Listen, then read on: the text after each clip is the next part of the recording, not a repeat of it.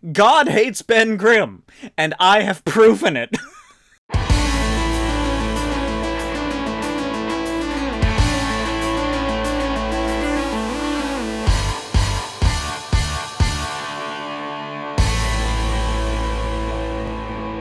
Hey, Blake T. Wild here. Welcome back to the Comic Schtick podcast. Why do I always forget how this show begins?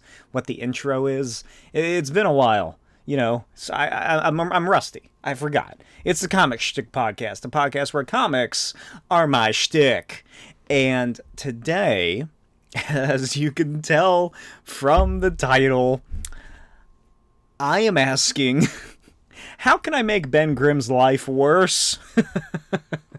Because I just have a list of weird, inane questions, pop culture related, what ifs, how cans, can I's, that I've come up with and have made a big list. And I figured I'd go over some of them. This one being the beginning. Well, actually, no, this isn't the beginning, because many months ago, I did sock superpowers or something. How can I save the world with socks? It was a live streamed episode, so if you didn't catch it, go check that out. It's in the playlist. It's on my channel on YouTube. It should be uploaded, I believe, in the podcast feeds on Spotify and whatnot. But I asked, what if I had the power to control socks? And that eventually devolved into how would I kill Lex Luthor using socks. And it was a lot of fun. So go check that one out. But that's going to be in the similar vein of this. Is this a ripoff of the fantastic Australian podcast series Plumbing the Death Star? Yes, but it's also because I just don't really have much to talk about. I haven't been reading any modern, newly released comics recently. I haven't been reading many comics recently. I've been staying up very late and working on Ultimate Era, so that has been a thing, and I just go straight to bed pretty much after that, instead of usually I read in bed, before bed, going to sleep, getting some comic reading done there. And now, I can't, because pretty much all of my comics, just about all of them actually, are packed away, because we are finally moving out of this apartment. We're moving to a new house, which is going to be fun. So now instead of a rent, we're going to be paying a mortgage. Yay! So please, for the love of God, highly rate this. Please rate this podcast 5 stars. Please support me. Because I need help. I can't find... I'm applying to jobs that have to do with my degrees that I spent thousands of dollars for. Nothing. AI is ruining things. And I need more money. Please give me money. Give money me. Money. Me money? Is that from Always Sunny? I think. Isn't that Charlie's, his, like, ransom letter? So yeah, this has devolved very quickly. Check out my YouTube videos if you haven't already. Make sure to like and subscribe. Engage, leave comments. I don't even know. I don't care what. Just leave any comments. If you're looking to comment on the podcast, leave comments on there. You can leave comments on Spotify now, I believe. Email in. This is something I'm going to start doing as well. Feel free to email in any questions, any statements that you have, bank statements, checking statements, statements towards me or my comics or comics I've read, anything. Email me in with literally any question you have, and I will answer it just about. Unless it's about, like, my social security number or something. Don't ask that. Email me in at Smokey's Real Mail Email, which is my YouTube email. You can find it on my YouTube. I'll write it on the screen if I remember. And, yeah, I'll type it into the description from now on. So email me in. I'll read out your emails. Please leave 5 stars, like, and this and that. This has just evolved. This is pitiful. This is like, please clap. Remember that? Remember that Jeb Bush, please clap? That's what this is. Can you tell I have a lot of energy? This is my 3rd amino energy drink I've had within the past 6 or so hours. And, yeah, it's hitting me. Although these cans are only 100 milligrams of caffeine. So it's only 300 milligrams that not even that. I've barely drank this one. I just barely opened it. I can't handle caffeine very well. It gives me headaches if I drink it in too high of a dosage, but it's still getting me. I can feel my heart cracking. What else am I talking about? Smokey's Save File. That's my new YouTube channel where I play video games very, very poorly. So check that out as well. I'm playing through Dead Rising, Shadows of Doubt, which is an incredible, ridiculous detective game in an open world, and Minecraft. I've gone back to Minecraft. I got 2 little series on there right now, so go check those out. Really helps me out. And, of course, my Patreon and Etsy. Patreon, you get early access to videos. The Ultimate Era, several months ahead.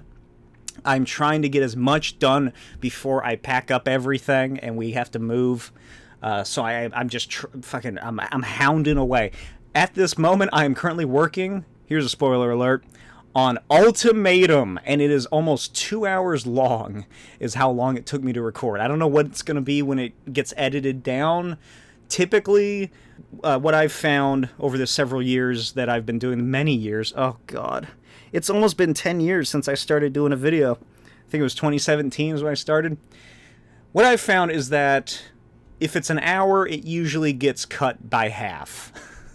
So there's like 20 to 30 minutes that is me fucking up lines, doing lines again, doing retakes, just kind of sitting here and reading the script, wondering what I wrote, you know, stuff like that. Sneezing, taking a drink of water. It usually gets cut back by about 20 to 30 minutes, or some half, usually about a half. So maybe an hour, maybe an hour and a half is what we're looking at for Ultimatum. I don't know. It's a lot of issues. I'm not just covering the only 5-issue event. I'm doing the tie-ins as well. Because I'm a masochist. But you can check out the videos up to that point over on Patreon right now. You can also check out my comics on there. Etsy is all of my physical comics. I plan on posting issue 3 of the Custodians Agents of Cross to Etsy once we get more situated in the new place, because I don't want to have to deal with worrying about that, that's in this closet right now is where I keep the books. I don't want to have to worry about that. I don't want to have to deal with that while packing, and then what if I, put that box underneath a bunch of other boxes that we're having to move or something, and then I gotta fucking dig through that. I gotta find the mailers, I gotta find the backing boards and the bags and blah blah blah blah blah. So I'm holding off on there, but issue 3 is getting posted on my Patreon along with my page by page commentary on how it came to be. So check those out. Needless to say, this 8.5 minute manic rant is essentially saying, please support me. Please support my endeavors if you enjoy what you're witnessing here. Because I do love doing it, and I am glad to keep doing it. But let me know that you like it. Oh, and of course, check out my Disney podcast, I Need Some Disney, where my Disney-obsessed wife and I discuss usually weird old Disney things that I've found. We're doing some Stitch-related things, so we're discussing extraterrestrial alien encounter and the shitty Stitch ride that replaced it. Check that out at I Need Some Disney. You can listen to it, you can watch it on YouTube, wherever. So let's get into the first topic of discussion of this manic episode. I feel like I've lost my mind already, and we just started. So, this is something I was going to bring up last week, and then I kind of forgot. And this is in regards to fan-favorite, culturally obsessed movie re-releases, and my problem with them. So 2 major hit fan-favorite films just got re-released within the past month. Pride and Prejudice for its 20th anniversary, and Revenge of the Sith. I almost messed it up. Star Wars Episode 3, Revenge of the Sith, also for its 20th anniversary. I saw one of those films twice in theaters, and the answer may surprise you. It was Pride and Prejudice. My wife, that's her favorite movie, so we went and saw it in theaters the week that it started coming out. Seemingly, we thought it was only going to be for that week, so we got the day that we could. And it was one of the worst movie-going experiences of my life. There were barely anybody in the theater. So I was hopeful when we first went. I should note, this was also the very first time I had ever watched Pride and Prejudice, or have seen any sort of adaptation of the story. I've never read the books, never saw any of the films, except for now. So, not a lot of people. There's a row of middle-aged women behind us. Not surprising for a Jane Austen film adaptation. And then, to the left, was two very elderly people, man and a woman, talking jabber-jawing the whole fucking movie like the peanut gallery. And she wanted to sit in the row of seats. It's like, here's the walkway across, and then there's the row with the railing that people like to sit at and like kick their legs up back at. I hate that. My favorite place to sit in a movie theater, I've discussed it before, is 3 to 4 rows from the screen. I like to be vertical. I hate reclining seats. I don't like the big recliners that a lot of theaters are now having. I don't like it. I want to sit up like this and lean my head back a little bit and just watch the film. Why do you go to a movie theater and sit so far back that the film screen becomes the same size as your television? I don't know. But we sat there because it was her movie and she wanted to pick. So I said, okay. And let's see, where were these other people at? There was people like sort of in the handicap seats, you know? I don't know if theaters around America, most of my audience is from America, so you should get this. In the row that separates the two sections, there's 2 seats or 3 seats or whatever for people to sit at with someone in a wheelchair or something. Or in this case, someone who brought a fucking baby. Fucking baby was brought to Pride and Prejudice, and it didn't shut up, and its dumbass mother was a fucking louder than it was. Fucking rattling goddamn items and digging into her fucking bag and pulling out aluminum bags and whatnot, the crunchy, crackly bags, getting into shit. The baby would start making noises. They wouldn't fucking take it out. And the whole time, I was sitting there seething. I hate that. And I am the first person to tell somebody to shut the fuck up. I'll shush them. I'll go quiet. Hey, I'm trying to watch a movie here. Be quiet, Shut up. If it gets too bad. But my wife, she doesn't want to be confrontational. And she gets mad at me when I do that. So I was sitting there, and the one time that I didn't do anything was right then. So because I was like, I don't want to deal with her wrath afterward of getting upset with me for causing a scene, even though, But the one time is when she was like, why didn't you do something? I was like, come on! I was so upset, and she was so upset too, because that's her favorite movie. And these fucking dipshits bringing their baby in, talking, they fucking ruined that experience for her.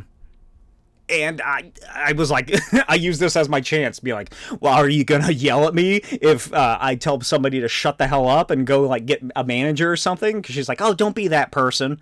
Here's the thing. Don't be fucking afraid to do that. You're going to a movie to see the goddamn picture on the screen moving and talking. You're not going to hear the goddamn dipshits in the audience sitting on their fucking phones, taking a call, snoring, jabbering with their friends. I fucking hate that. And as you can tell, I have a very rigid, totalitarian idea of what a movie theater experience is. You either sit there quietly, you laugh if something is funny on the movie. It doesn't have to be funny to everybody. I laugh at things that I'm the only one laughing at in a movie because I think it's funny. That's fine.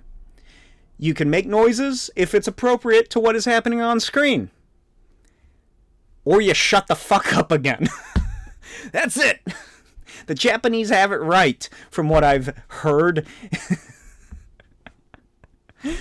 I hate it. I fucking hate it.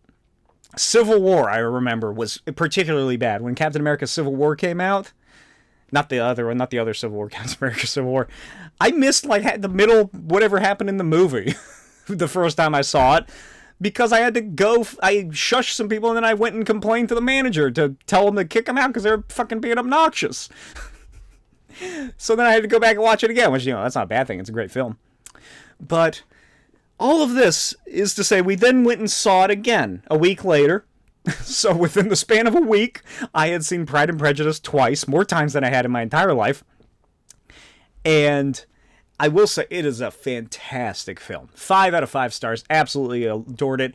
If I had known that it was produced or distributed or released or however it works by Focus Features, then I would have seen it far sooner. They just knock it out of the park with the movies that they work with. But this isn't the only experience I've had like this involving a fan favorite movie re-release. The horrible experience I had was with Harry Potter, another film that my wife likes, and several years ago it was re-releasing for whatever the fuck it was happening. It was the first one. I don't fucking know. I hate Harry Potter. I didn't like it before it was popular not to like it. I'm a Harry Potter hater hipster. It's a dumb story. Oh well. Get over it. You like it if you like it. I don't. It's stupid. But the movies are all right. I like the villains. I think is my favorite part of those features. But she wanted to go see it, so we went and saw it. And that was one of the worst theater-going experiences of my life, because if you'll remember, I have 4 very specific sets of rules for what it means to watch a movie in a theater. And that theater didn't adhere to a single one of them. It smelled was one of the worst things. I know that's not on my list of rules. It's implied, though. Bodily hygiene is important if you're going to a movie. Smelled awful. People did not wash themselves. They didn't wash the clothes they wore or the costumes they adorned. And possibly the worst aspect was that these motherfuckers were saying, they were reciting the film line for line as it happened, like we were watching Rocky Horror Picture Show or something. That's why I also don't go and see Rocky Horror Picture Show whenever it shows in October, because I love that movie. It's great. It's fantastic. Tim Curry is hot in it.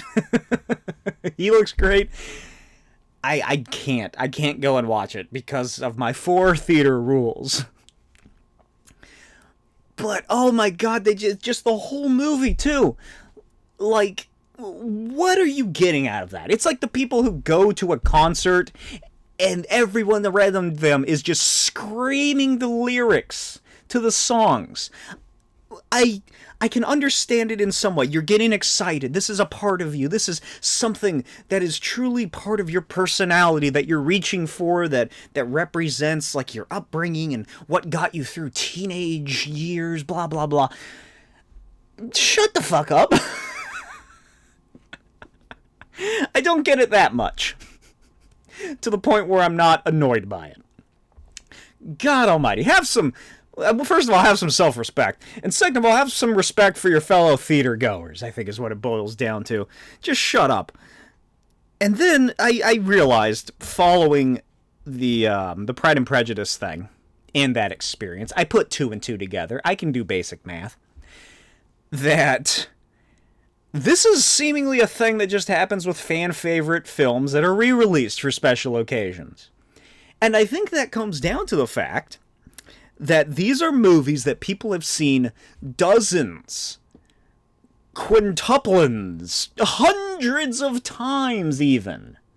And they are so comfortable with that fact that they've seen this movie again and again and again, and they can recite those lines verbatim. They know what exactly happens. They know that when this character walks in the background you see another character walk in. At the split second that it happens, they can tell you that. They know it better than their own blood type. And because of that aspect, they treat the theater that they're witnessing it at as though that's everybody's going. You know, everybody wants to watch the movie because they're all super fans like that, which probably most of them are, yes. But there's also the spouses, the partners who get brought along. But that just makes them, it's, I don't know how, what am I saying? What am I saying here? My brain's getting scrambled from all the caffeination. It makes people go bonkers, to put it astutely, because they just lose all respect for anything that's going on. I've seen this film hundreds of times, so I'm going to treat it like it's any one of those other times, and I'm just sitting at home watching it again. It's a re-release. Who cares? Anybody who's seen it has already seen it. Clearly, we're not here to properly enjoy the cinematic effects that we're witnessing on the screen. Instead, we're here for the social environment of a movie theater. That is just... That's the case in pretty much most of the films that I've seen that are, like I said, fan favorite re-releases. The theater cinema chain that we have is called Harkins. It's big in the Southwest and the Western states of America. And they do like weekly like classic films and whatnot. And pretty much any movie such as that or like these that I have seen that is older than like 30 years hasn't been an issue. I went and saw Superman 78, the Christopher Reeve one. No problem. There's a fair amount of people in there, but most of them are pretty old. I saw Jaws. Jaws, the audience, was younger, surprisingly. There was a fair amount of kids in there for some reason. But they adhered to my 4 rules, thankfully. They did the reacting to the screen. Like there were some people that flipped out when they do the twist or what is it? The jump scare underwater with the corpse. So that was fine. So if it's an older movie that clearly the majority fan base is either too old to take the time to go to the cinema or dead, this is all to say that is the reason that I did not go and see Revenge of the Sith re-release. I love that movie. I love all the Star Wars movies. Some more than others, yes, but I love Star Wars. And I could not deal with sitting through even the possibility of those 4 important theater rules that I have being broken. I don't want to hear people say, "Hello there," when Obi-Wan does, or recite the lines, "Master Skywalker, there are too many of them, what are we going to do?" And laughing manically when Anakin Skywalker, a character that we have fallen in love with and cared for and seen grow up, at least within the Clone Wars animated series, murders children after falling to the dark side. The memes I don't want to deal with. The chicken jockey-ization of the Star Wars, I don't want to deal with that. So I refused to go and see it. I'm sure it would have been exquisite to do so. The first Star Wars film I saw in theaters was The Force Awakens. I could have seen the prequel trilogy, although at that time I never really went to the movies that much with my family. So, it kind of just passed by.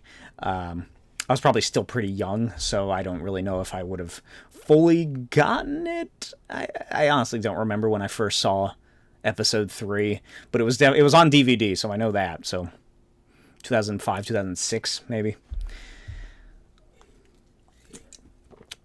Who knows? But that is my rant on fan favorite movie re-releases.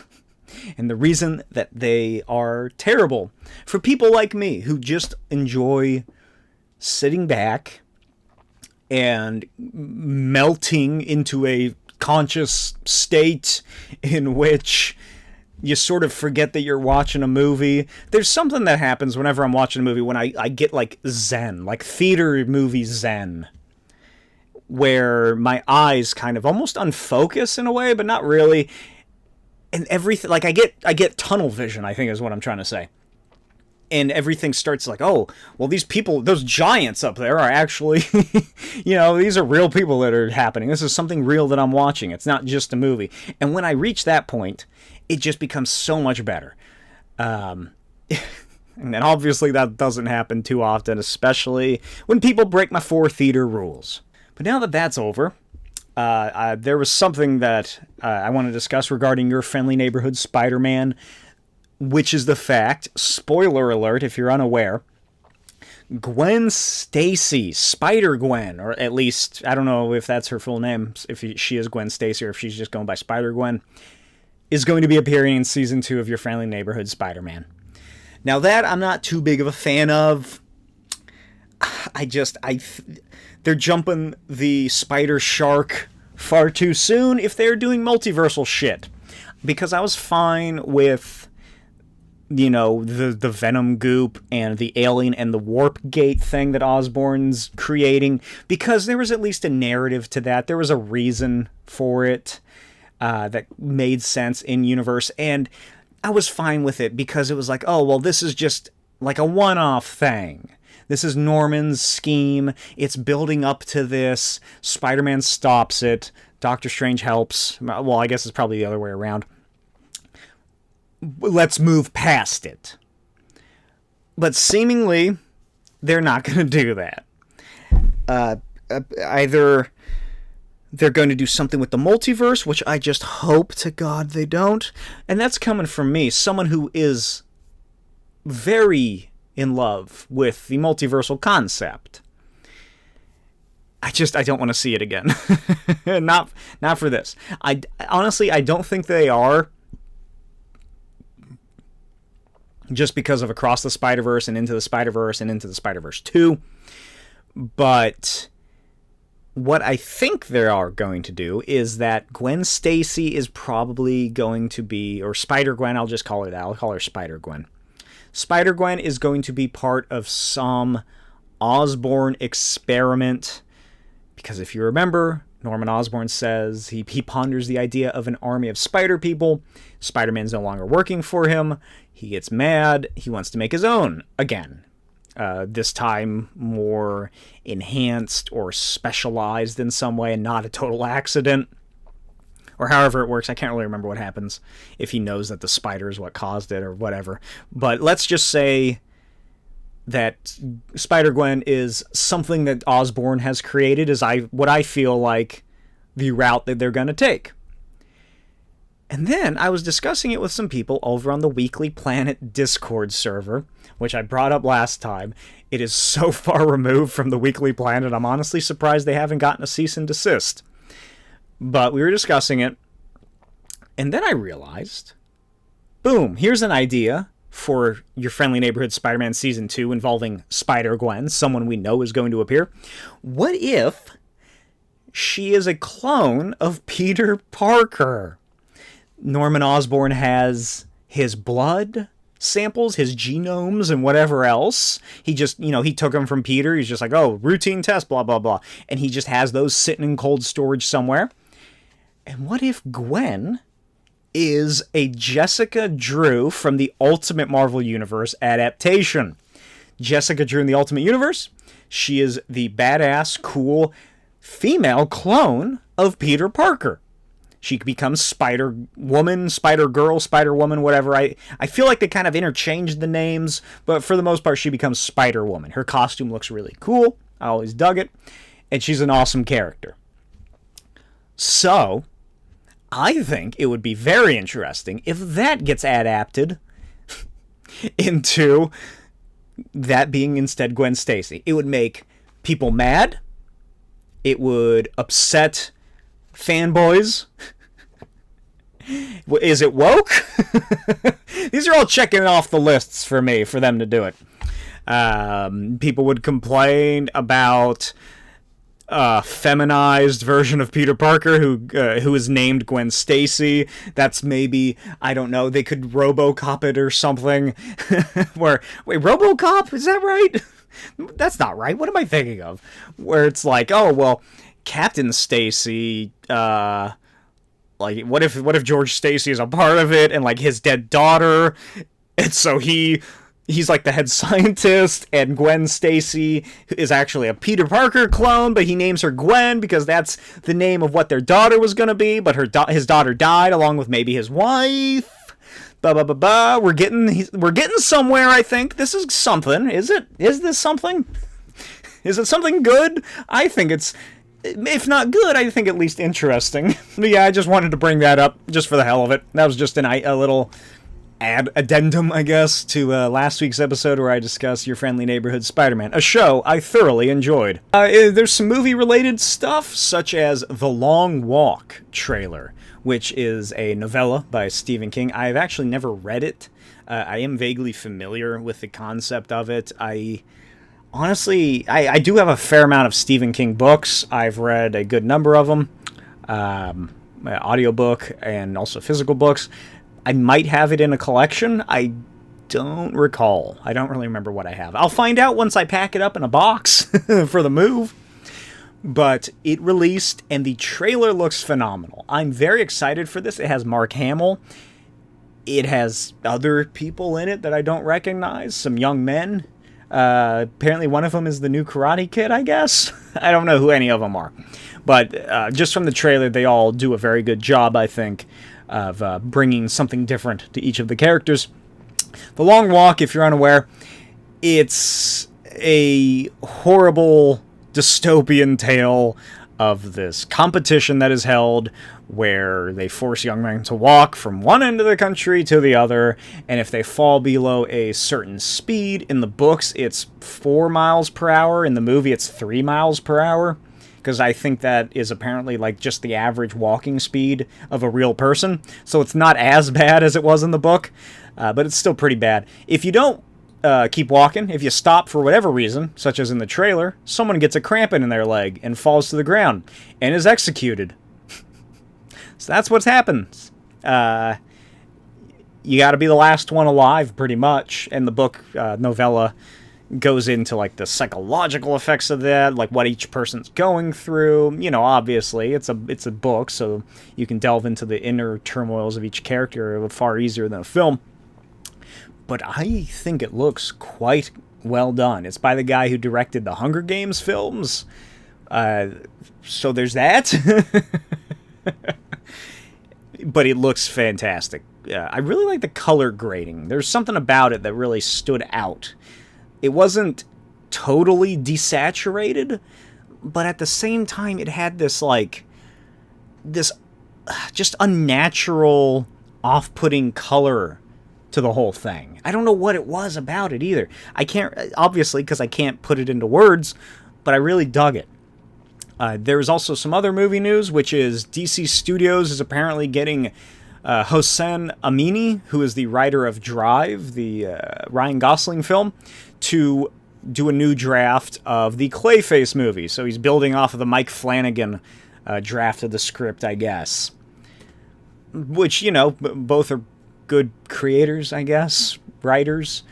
So that's not too shocking that getting a new writer onto a draft of the script isn't like something new. I know, shocker, right? I'm a straight white guy in 2025 who's never seen the Ryan Gosling film Drive. But if this is one thing that I know from that, this will mean that CLAYFACE is literally me.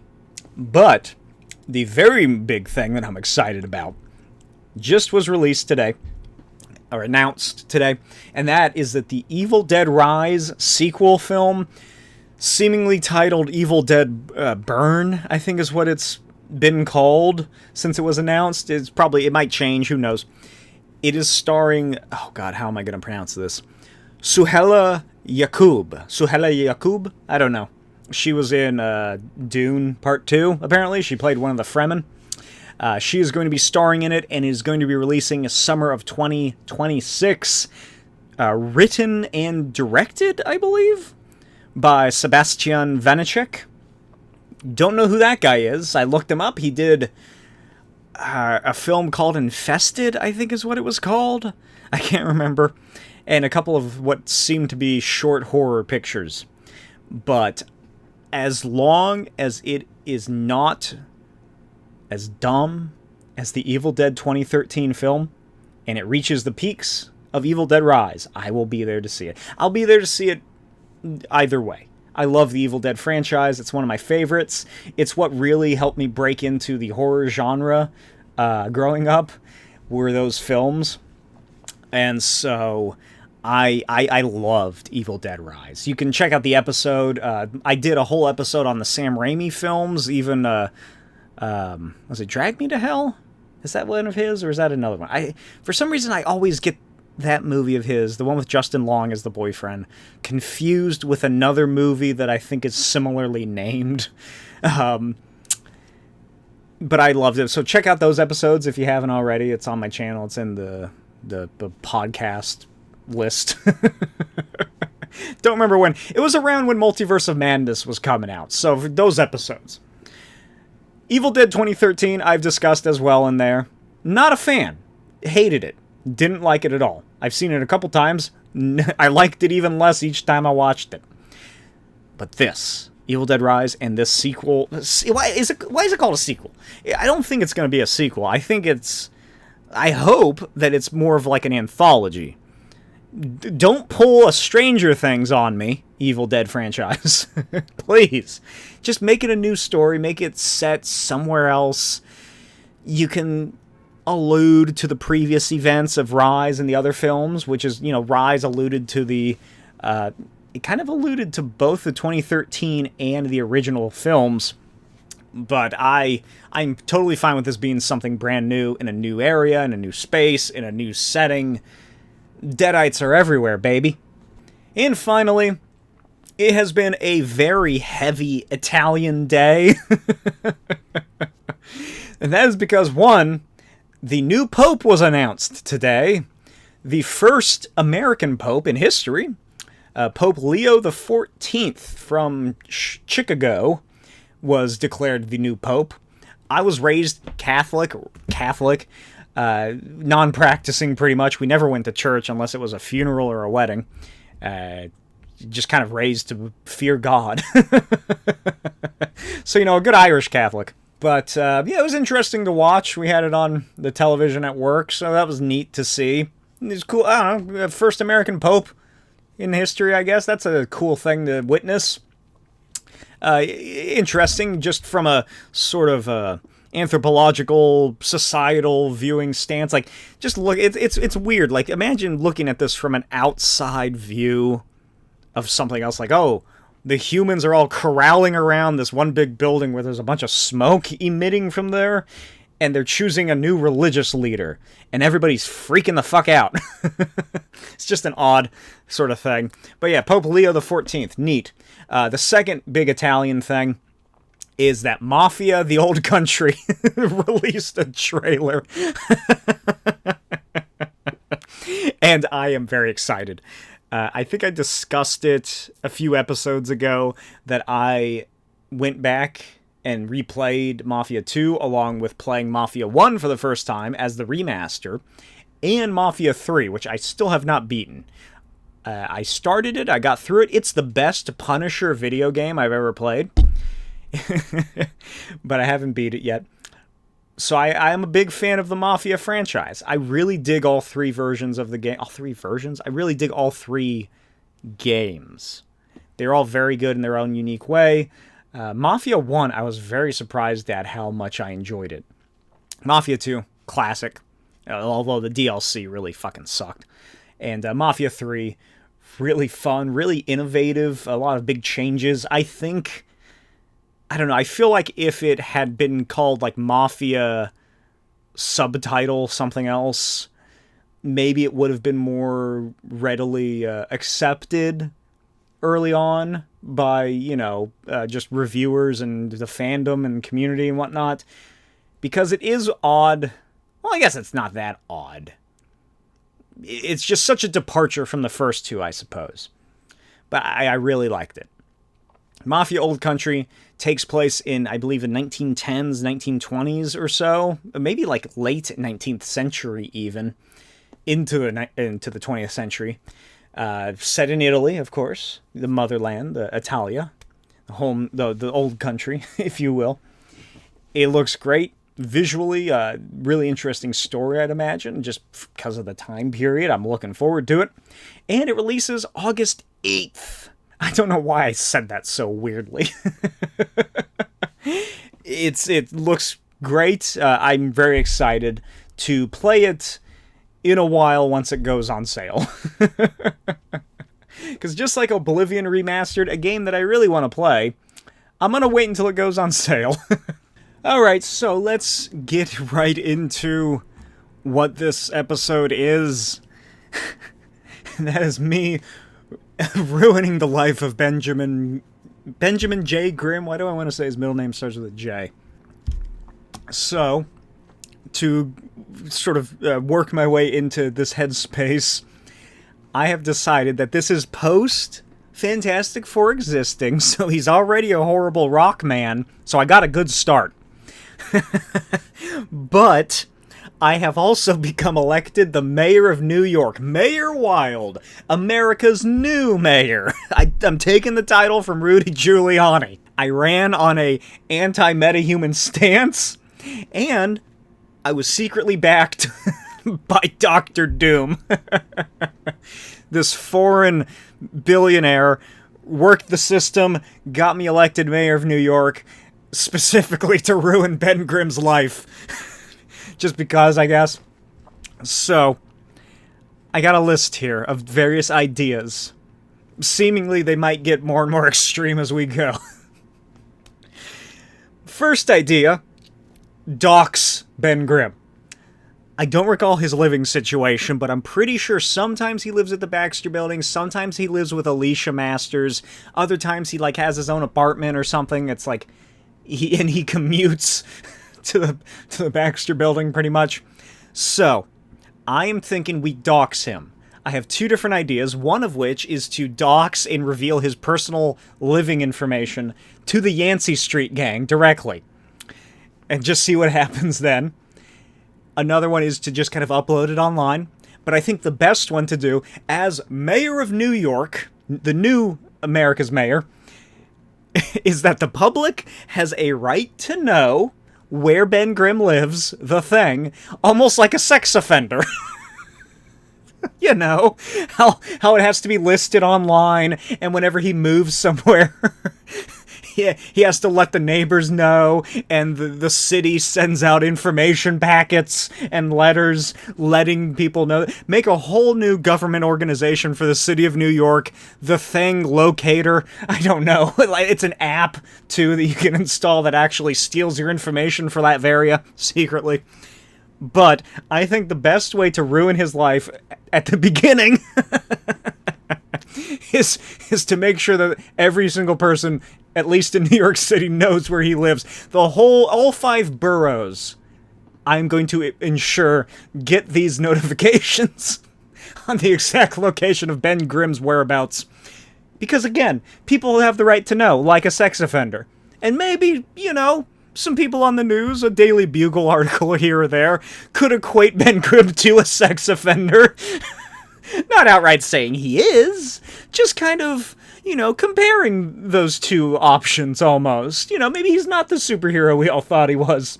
Maybe even a plaque, put up a city plaque on the sidewalk outside his brownstone or his apartment or something saying Ben Grimm the Thing lives here. Going back to the Yancey Street stuff, however, and that is, Yancey Street gang, Ben Grimm, I believe he grew up on Yancey Street, if I recall. And I think he was, a member of the Yancey Street gang when he was a kid. So this is a long-running gang of children. So, they terrorize him often, but he comes from, a loving place, almost. They pull pranks on him.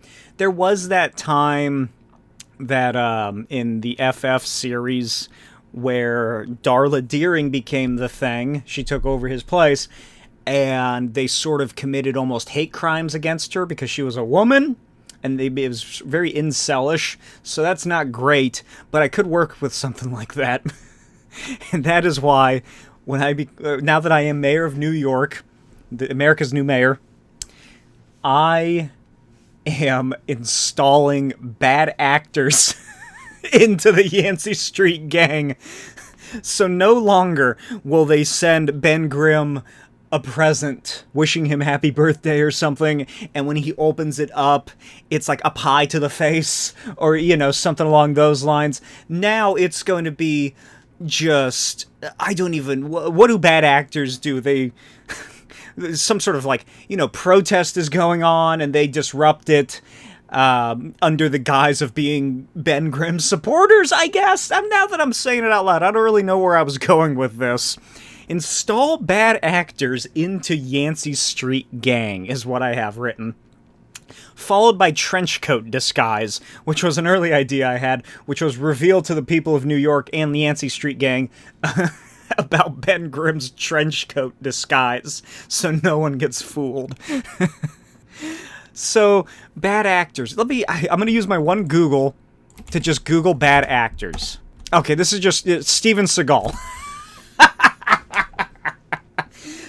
It's not what I meant. Individuals or organizations that intentionally engage in harmful, illegal, or morally wrong actions are often characterized by malicious intent and disregard for the rules, regulations, and ethical considerations. So, could range from fraud and cybercrime to spreading disinformation and engaging in unethical business practices. So there we go. That's working. Bad actors often include criminals, fraudsters, cybercriminals, criminals, or individuals involved in corruption, those who spread misinformation.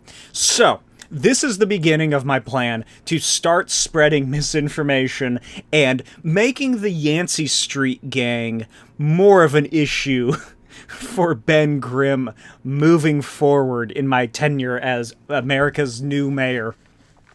Or is that what I call myself? Yeah. So, they're going to be running sort of the groundwork, the guerrilla, that's what this is, the guerrilla efforts against ruining Ben Grimm's life. Somehow, I need to reinstate the leadership of Yancey Street to be on my side, be loyal to me, Mayor Wild, America's new mayor. And in turn, I don't know. Now that I'm talking about it more again, it's kind of sounding like what is the crime syndicate? Not the crime syndicate. What is that? Those mafiosos that work for Apocalypse in DC. I'm blanking on what they're called. They follow the Bible of crime or whatever. It's kind of sounded like that. Like maybe I can get some Latverian stuff going on, and they can really start fucking things up for Ben Grimm's life. If I think of anything, I'll come back to it. Let me know what the Yancey Street should do. What does the Yancey Street Gang bring to this? Speaking of Yancey Street, however, this will be an issue. This next one. Because I'm pretty sure they might get angry at me. Which is, again, why I need to ensure that there are loyalty among the highest ranks of however this gang works. And that is that I will rename Yancey Street, the street that Ben Grimm grew up on and is seemingly proud to have grown up on. It is officially being renamed to honor the member of the Fantastic Four known as the Human Torch. So it is now going to be called Johnny Storm Avenue. The Johnny Storm Avenue gang, I think that still works. All the signs are going to be redone.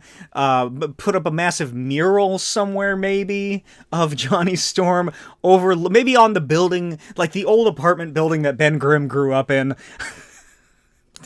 Paint along the side of the wall a massive Human Torch honoring a mural, have it monitored 24/7 to ensure that there is no disruption to it, no defacing, Ben Grimm doesn't come along and crush it, or anything like that. Speaking of Ben Grimm and ruining his life, I also had the idea to take a known New York, sort of dotting the landmarks, skylines things. Big thing of New York, I think, when I think of New York buildings in particular, are gargoyles.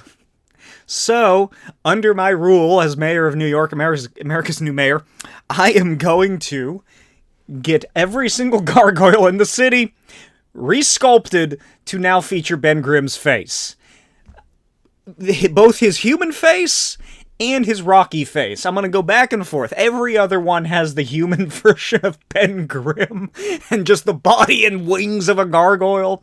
And the other ones have just the Rock thing that we all know and are aware of. Speaking of the Rock, however, this is possibly the worst thing I've ever thought of. For me, at least. And that is I'm going to fund from Latverian dollars. Dr. Doom's going to send me a hefty fund check of millions of dollars, billions possibly, to fund, to get written, directed, a film, a biopic picture about Benjamin J. Grimm, Again, I don't know if that's his middle initial or not, but I think it works. Who cares? Benjamin J. Grimm, The Thing, is what it's going to be called. The Thing, a true story, based on fact, no fiction. That's what it'll say before the movie starts. And The Rock will play him in the movie. Dwayne Johnson, I'm going to get him to star as Ben Grimm the Thing in the Benjamin J. Grimm biopic based on a true story. And it is going to be Black Adam 2. It's not going to be about any of the other members of the Fantastic Four. They don't even appear in it. It's just purely going to be about Ben Grimm. We're going to make him the bad guy. He is going to be the brains behind stealing that American space rocket and launching it up. He's the reason that they got the bombarded with the cosmic rays. He's very selfish and self-centered in the film. He crashes down to Earth as a rock man, maybe into a kindergarten. And after that, he becomes... We're really going to have to pay a lot of money, now that I'm saying it out loud, really going to have to pay a lot of money to ensure that The Rock will go on board with this. Maybe we can convince him that it's a good idea to deface the Thing and his reputation like this. Because the Thing is a rock man, The Rock is a man named Rock. So I feel like his sort of egocentricism... and love for himself is probably faltering with the popularity of the Fantastic Four, and as such, the popularity of Ben Grimm. As we see in the movie coming out, there's like Thing action figures and toys. In the comics, they always show like, oh yeah, the Thing, like the punching fists, you know, that were real toys that you could buy. Those are popular. What's Dwayne got? Nothing. We can easily convince him to do this by saying that it will help his career by making him the rock-based individual in everyone's minds by crushing the Thing. I don't know where the movie goes. I'm not going to write it. I'm just going to fund it secretly. And then I'm going to have the premiere across the street from the Baxter Building. I don't care if it's not a theater. We can get an IMAX projection in the building across the street. I got Dr. Doom, Latverian secret dollars. I got that offshore account. We can do this. We can just cycle it through the city somehow, which I do have idea for taxes coming up, so that could be a good money laundering scheme. And then we're going to have it airing, premiering right across from the Baxter Building. We're going to make as much noise as possible. Giant Ben Grimm Thing billboards and faces and inflatables are going to be around. The stars of the film, The Rock, I don't know who else. Alicia Masters is in it, but like the relationship is rocky. Do you get it? It's also a rom-com as well, but not a good one. And we're going to get Emily Blunt to play her. Emily Blunt and The Rock are returning for the third film in a row. She plays Alicia Masters. He plays Ben Grimm the Thing. And it doesn't go well for them. It really shows the inner turmoil and just how bad of a person that the Thing is. But speaking of taxes, I am going to have to raise the taxes for Ben Grimm. Because of Ben Grimm. Because of the Thing. And that is due to the infrastructure damage that he does. At least that's my reasoning. Think about it. How many tons is he? He's like a tank walking down the fucking street. Imagine the repairs that we the city, we the people of New York, have to come together and spend on repairing the sidewalks, the asphalt, the streets, the structural integrity of buildings. When he steps and walks, he weighs so much from those tons and tons of pounds of rock that comprise his horrid body that it damages the structural integrity of nearby buildings. Not every building in New York is built up to the standards of the Baxter Building. And Ben Grimm goes into other buildings. He's not just in the Baxter Building, although maybe I could work something in to where he would need special permission to enter different buildings, coming directly from myself, of course, or someone else under my control. So, Unfortunately, I'm sorry, but this is something that has to be done to help the city of New York, to help us prosperly continue due to this meta-human activity that is Ben Grimm the Thing. We have to raise taxes and begin work on revolutionizing the city's infrastructure to work on this rock-based dampening. Also, imagine the sound that happens when he steps. Like, he's boom, boom, blasting down his rocky feet onto the ground, and that's affecting people. Like, what if he goes strolling through a nice neighborhood? A baby could cry and wake up. People are trying to just relax in the evening, and Ben Grimm is boom, boom, boom, strolling down the street in his dumb trench coat, ruining the silence and quiet and peaceful nature of our beloved city of New York? We cannot have that. So we are investing in sound dampening ideas for the city. Some sort of technology I'm sure we can come up with. We might have to redo the entire city sidewalks, especially in areas with heavy Ben Grimm traffic. But we also got to look into structural integrity, like I said. We might have to completely redo buildings. I'm sorry. Do you like the Museum of Natural History? It's going to have to close for about 6 years while we redo everything to ensure that the Thing who wants to go look at a skeleton of a dinosaur can walk inside.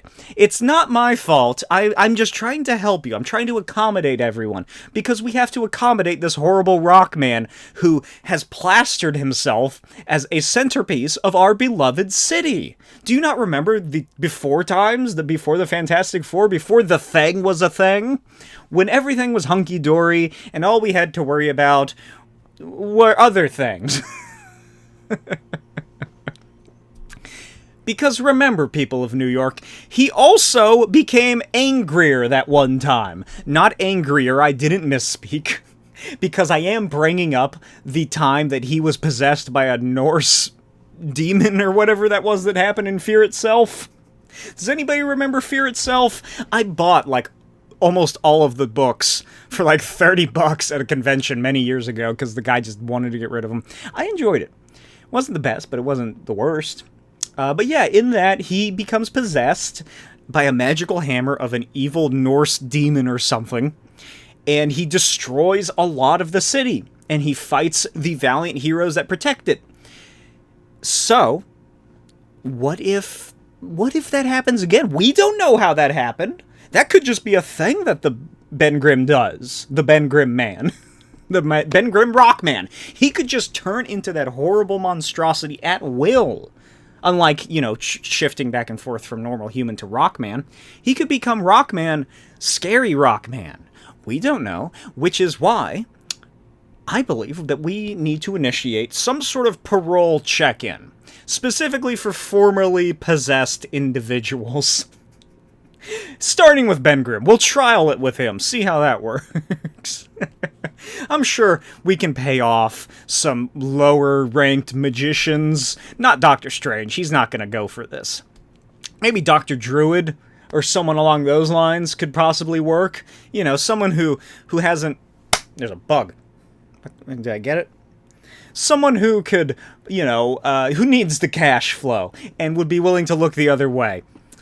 So we are formerly in the city's government beginning the formerly possessed individuals parole check-in system, beginning with Ben Grimm the Thing. That'll last a couple years, at least with him only, until there's some other people that we have to worry about, I suppose. But mostly it's about him. It's about ruining his day. It's about ensuring that he is under control for the safety of New York, my people. I am Mayor Wild, America's new mayor. And I care about you. So, to begin, Ben Grimm is a monster. And he could always turn back into that monster. We don't know. We truly do not know. At any moment, he could wield that massive hammer that we saw him wield almost 20 years ago. Sure, he hasn't done it since then, but we've kept him under control for the most part, haven't we? Letting him just have his way with our city. But what if he comes back? What if that monster comes back? which is why I need to sow dissent and sow disbelief in Ben Grimm the Thing moving forward. And I'll be running news advertisements. We'll, pay the Daily Bugle to have some hit pieces on the Ben Grimm situation every now and then. Maybe, reprint some old articles from that time that the Ben Grimm became a hammer-wielding monster. Another way to disgrace him and ruin his reputation is to go after him for smoking in public. Smoking cigars is not a good thing, Ben. Think of all the secondhand smoke he has given to the children of our city, of our beautiful 5 boroughs. How many of those kids are going to grow up and have cancer developed in their system because of Benjamin J. Grimm, the Thing? And also, of course, destruction of property. Jeez, can you believe how many places he's ruined with his cigar smoke? Disgusting. I'm also going to quietly leak online falsified reports of some genetic testing that we did from the parole check-ins showing that Ben Grimm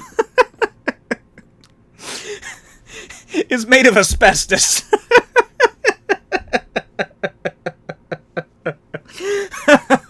Or at least has very similar molecular construction to asbestos. I think that'll really get him.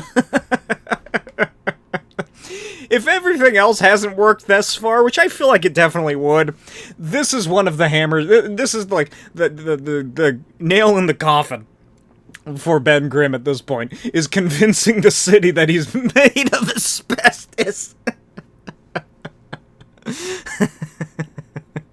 I think that's a pretty good one. Maybe I should have led with that. Maybe I should have just done the parole check-ins leads into the genetic testing, leads into Ben Grimm is made of asbestos.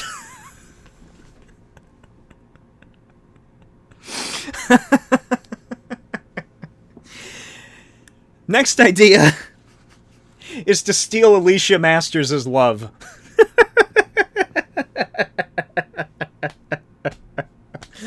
In this scenario, they're dating. I'm pretty sure they're married at this point in the comics. I think they recently got married, but at this point, in this scenario, they're not. They're just a couple. So I plan on stealing Alicia Masters' love by separating her just through legal city standards and whatnot. Like, Ben Grimm isn't allowed to be in an elevator because he weighs too much, and the buildings that he's going back to the building situation, maybe some sort of like limitation to what kind of buildings he can go in.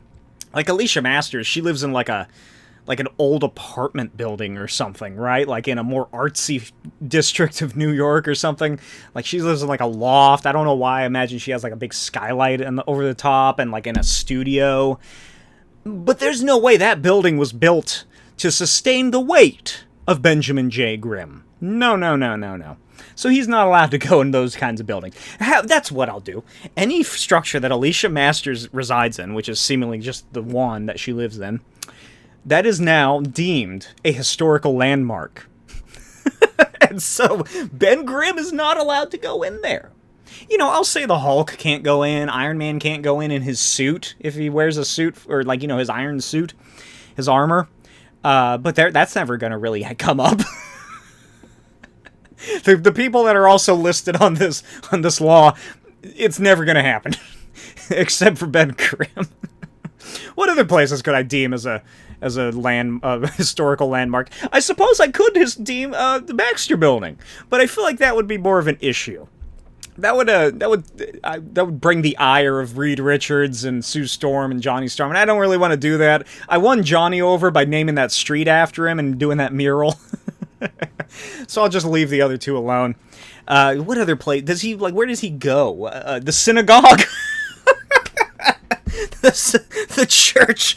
He can't go to church. He can't take Alicia to his church anymore. He's not allowed to unless he has authorized permission. Then, stealing Alicia Masters' love. I'm charismatic enough. I know you might not seem it, but it works in real life. I'm America's new mayor. So, just over the course, this is a long one. This is a long play of stealing Alicia Masters' love from Ben Grimm to me. So that's a long one. I'm going to be working on that for a while, I think. But I think everything that I'm doing to beat down Ben Grimm, that'll really turn him in her blind eyes. He'll get angrier at home. He'll be upset more often. He might start taking stuff out on her. Not physically, I'm sure, but verbally. He can't smoke anymore, so that's going to really stress him out. So eventually Alicia Masters will be my wife. And now my final thing, going back to the synagogue idea. Because we all know Ben Grimm is Jewish. So my plan is to make God explicitly hate him. That's one of the first things I came up with. Was to make God explicitly hate Ben Grimm. Now, I don't know how I'm going to do it. I'm sure Dr. Doom can help me in some way. Maybe he has a portal to heaven or something. But really, all I have to do is just make people believe that God explicitly hates Ben Grimm. And I was thinking, what better way to do this than to use the Bible? So, when, Sodom and Gomorrah are destroyed, right? Lot and his family are escaping. If you know, you know. And his wife turns around and watches the smiting and whatever God is doing. And as a punishment, she gets turned into a pile of salt rocks for defying God. So, the idea is to present to the people of New York that Ben Grimm has wrought about him the ire of God himself. And for defying God, he was turned into a horrible rock man made of asbestos. Maybe that fake genetic test, it also has a hint of salt and sodium rocks. But this is explicitly in the Bible as something that happens. We have the DNA genetic tests that prove that Ben Grimm is made of asbestos and salt. You can put two and two together. And sure, Tony Stark and the Avengers, they might run some tests. Reed Richards will obviously run some counteraction tests when the asbestos salt one comes out. Professor X and the X-Men might. But one, who's going to trust a dirty mutant? Two, why would you trust the superhero community? Obviously, they're going to try and help Ben Grimm, but I think, as mayor of New York, America's new mayor, I have worked tirelessly to protect this city from the threat that is Benjamin J. Grimm. And I have fought for years to help us from him, rather. My wife, Alicia Masters Wild, she hyphened it. She can attest to that. So why would we ever believe in what the superheroes have to say? Truly. God hates Ben Grimm, and I have proven it. And that's really all that I have in store. That's my play-by-play timeline of how I would ruin Ben Grimm's life and curse the motherfucking blue-eyed ever-loving thing. I have been America's new mayor, the mayor of New York, Blake Wilde. And I approve these messages. Let me know what you thought in the comments below. Do you agree with anything I said in this episode? What do you think of my thoughts on fan favorite movie re-releases, my friendly neighborhood Spider-Man theory? How would you ruin Ben Grimm's life and make it even worse than it already is? If it's something good, I'll hire you on board as part of my mayoral cabinet. Again, email me if you have any statements, any questions, any topic suggestions, anything that you want to hear me talk about at Smokey's Real Mail email. In the description, it's written. It's on my channel. It's on the video if I remember. Check out my other podcast, I Need Some Disney, which is far more reined in for the most part than whatever happened in this episode. As always, check out my other videos, Smokey's Save File, Etsy Shop, Patreon. I covered it all at the beginning, you know, in my manic tirade. So let me know in the comments what your thoughts are. Again, make sure to leave a like, subscribe, 5-star review. I'll read out any review I get next episode or in future episodes. And I'll see you next time in a Ben Grimm free world. Bye!